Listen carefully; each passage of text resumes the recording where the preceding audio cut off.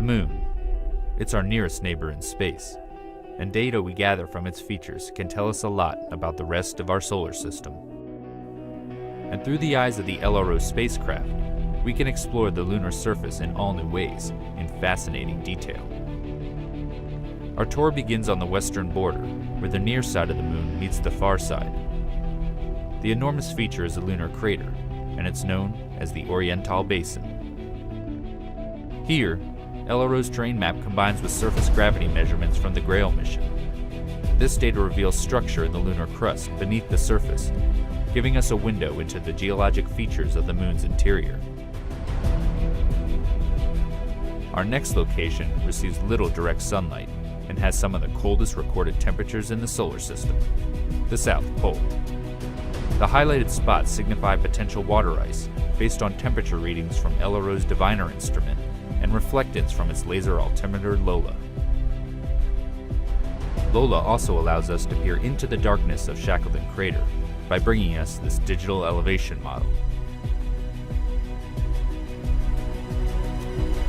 It's 21 kilometers wide and 4 kilometers deep, but it pales in comparison to the largest known impact crater in the Earth-Moon system, the South Pole Aitken Basin. Sitting on the far side, it's 2,500 kilometers across and 13 kilometers deep. We don't yet know exactly how old the basin is, but it was first seen in the 1960s by spacecraft flying around the far side. As much as we use LRO data to investigate areas we can't see from Earth, we also probe familiar territory on the lunar near side to bring back images with an all-new level of detail.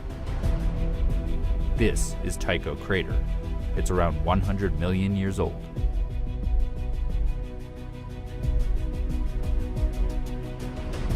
Here, the Lunar Reconnaissance Orbiter camera captures the central peak with a 100-meter wide boulder at the summit, the origins of which are still a mystery. Continuing across the Moon's near side, we will arrive in an area ripe for future exploration due to the diversity of impact and volcanic materials. It features a prominent crater so bright it's not only visible through telescopes, but also to the naked eye. Welcome to the Aristarchus Plateau. Here, infrared shows the mineral pyroxene in orange and a splash of plagioclase in blue from Aristarchus crater. This region can tell us a lot about the rich volcanic history of the Moon. As much as we study the Moon looking for sites to visit, we also look back at places we've already been. This is because the new data that LRO is gathering helps us reinterpret the geology of familiar places, giving scientists a better understanding of the sequence of events in early lunar history. Here, we descend to the Apollo 17 landing site in the Taurus-Littrow Valley, which is deeper than the Grand Canyon. The path the astronauts took over the course of 3 days is shown. The Lunar Reconnaissance Orbiter camera is even able to capture a view of the bottom half of the Apollo 17 lunar lander, which still sits on the surface, as well as the rover vehicle.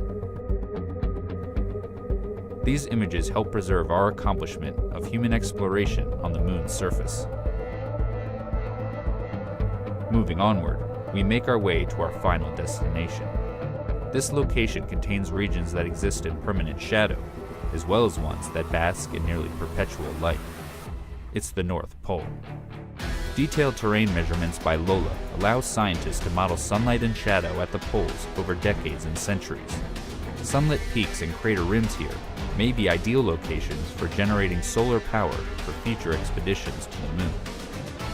This updated visualization of the lunar landscape stands as a testament to the functionality and abilities of the Lunar Reconnaissance Orbiter spacecraft. And as the mission continues to gather data, it will provide us with many more opportunities to take a tour of our Moon.